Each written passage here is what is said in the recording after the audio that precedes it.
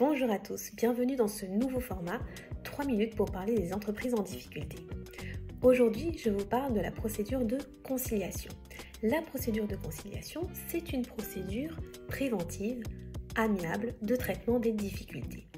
Elle intervient lorsque votre entreprise rencontre des difficultés précoces.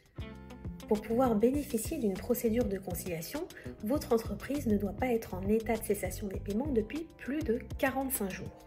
La deuxième condition pour pouvoir bénéficier d'une procédure de conciliation, c'est que votre entreprise doit rencontrer des difficultés d'ordre économique, juridique ou financier et les difficultés que votre entreprise rencontre doivent être avérées ou prévisibles. Si vous rencontrez ce type de difficultés, vous pouvez adresser une requête au président du tribunal concerné, une requête aux fins d'ouvrir une procédure de conciliation.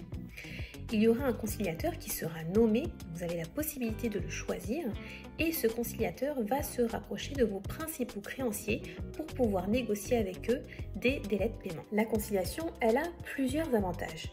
Tout d'abord, c'est une procédure qui est confidentielle, c'est-à-dire que toutes les personnes qui ont connaissance de cette conciliation sont tenues par la confidentialité. Ensuite, la conciliation, elle peut également vous permettre de préparer ce qu'on appelle un pré-pack cession. Le pré-pack cession, c'est quoi?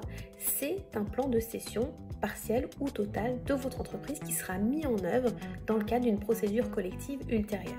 Sachez que si vous êtes en procédure de conciliation, un créancier ne pourra pas vous assigner en redressement ou liquidation judiciaire puisque sa demande sera irrecevable en raison de la procédure de conciliation en cours. Sachez que dans le cadre de la procédure de conciliation, le président qui a ouvert la conciliation a également le pouvoir d'accorder des délais de paiement dans la limite de 2 ans à l'encontre des créanciers qui n'ont pas accepté la demande de suspension d'exigibilité de leurs créances formulée par le conciliateur. Et cette demande de délai de paiement, elle peut être également formulée concernant les créances qui ne sont pas encore échues dans la limite de la durée de la conciliation. Si vous souhaitez ouvrir une procédure de conciliation ou si vous vous demandez si votre entreprise est éligible à ce type de procédure, n'hésitez pas à me contacter pour qu'on puisse en discuter.